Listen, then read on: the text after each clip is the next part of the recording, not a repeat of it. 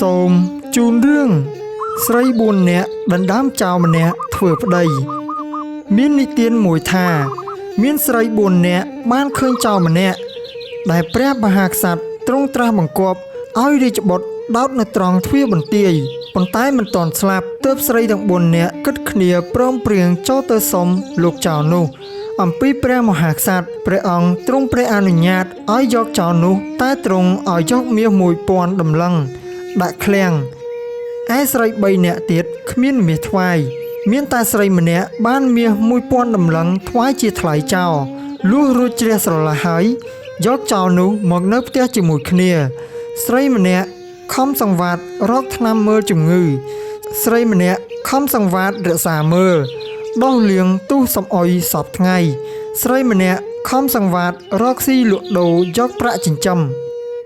លុះចំណេរយូរទៅចៅនោះបានសះជាជំងឺហើយស្រីទាំង4នាក់ឆ្លោះប្រកែកគ្នាដណ្ដើមចៅម្នាក់ធ្វើប្តីតែសពខ្លួនប៉ុន្តែចែកមិនដាច់ស្រេចព្រោះគ្មានអ្នកណាសម្រេចសេចក្តីឲ្យ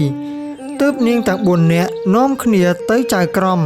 ជម្រាបប្តឹងតាមដំណើររៀងខ្លួនចៅក្រមជំនុំជម្រះក្តីនោះពុំបានក៏នាំនាងទាំង4នាក់ឡើងក្រាបបង្គំទូលព្រះមហាក្សត្រតាមដំណើរទីតីស្រីទាំង4នាក់ក្រាបទូលថាបើសេចក្តីដូច្នេះ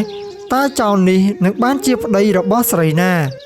ព្រះមហាក្សត្រទ្រង់ព្រះពិចារណាក្នុងព្រះរាជហឫទ័យស្វែងយល់ស្រេចហើយ